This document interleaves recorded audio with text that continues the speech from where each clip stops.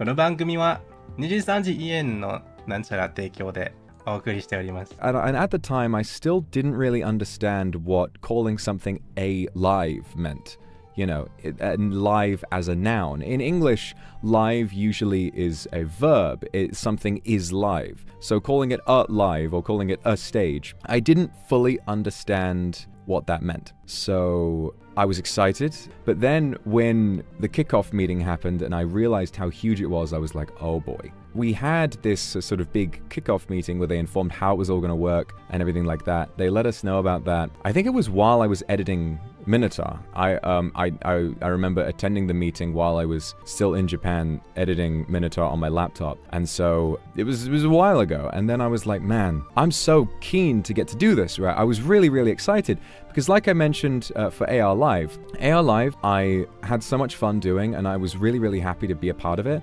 But there was a little pang of like regret in me while we were doing AR Live because I realized just like with Overture in the early stages, I didn't really understand what it was. I didn't get what the whole thing was because the language live, you know, stage didn't really make sense to me. And so during AR Live, during rehearsals, when I watched the others performing, I felt, God, I wish that I had a solo. I wish I could have done something that was mine instead of just be like a part of the group songs. But even then, I was so happy to be there to support everyone else. So when Overture came around, I was like, thank fuck.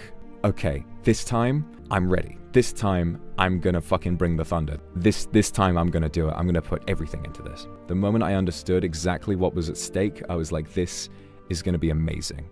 And I'm gonna do everything I can to make it amazing. And the first thing we needed to do was choose which songs we were doing. And for most of the songs, I basically left it up to the others. I was asking, you know, for suggestions and then would weigh in and say, I like this one, I like that one. When it comes to Japanese music, when it comes to stuff like Vocaloid or anime intros and stuff like that, I'm very unfamiliar with that kind of music. So I just sort of had to leave it to the others. And then I was like, well, I'm just gonna have to learn a lot of new music. I had some other choices for mine that actually, when I submitted my choices, King was not one of them actually. Because I hadn't occurred to me. I suggested, you know, some basically just songs from anime that I'd seen. My number one choice actually was a suggestion from I chatted with Marilyn about this a long time ago. On one of my days off, I was playing some World of Warcraft and hanging out on Discord, and then Marilyn joined and we chatted for a while. And I asked her, I said, my suggestion to her, and I asked her for some help, and I said, I really want something that's gonna hype up the crowd. Like something where they'll hear the start of it and go, oh, it's this, and then I can bring a lot of energy. And her suggestion, which was my first choice for a while, was Balalaika. I really like that song, and that's why during the group karaoke that we did back in, I think, November. That's why when Marilyn sang that, I joined in. Then, had a meeting with Mane-san. Can you help me understand what would get the most sort of hype out of the crowd? Mane-san like kind of smirked and was like, check this out, and sent me and I didn't need to send it to me because I'd heard it before. Reminded me that King existed, and I looked at it and I was like, okay, it has to be that.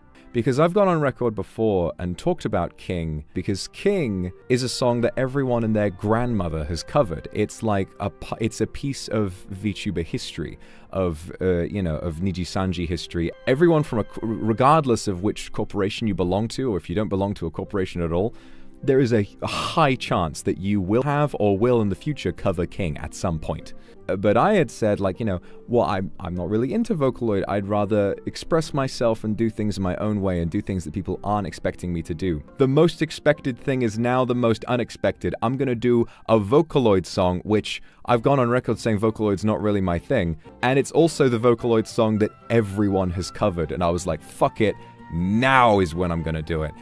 And I'm really happy with how it went. And also, I owe Mane-san big time for helping me understand how I should approach singing it. Mane-san sent me a cover by this guy called Chogakuse, which I listened to a lot. And that, rather than the original version, because I don't think I could have figured out how to approach like that singing style without having heard like a similar example. So, you know, the octave down.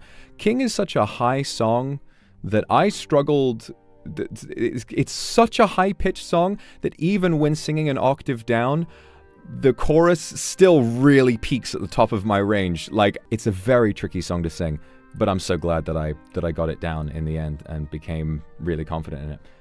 Real quick for super chats. Efita, thank you for the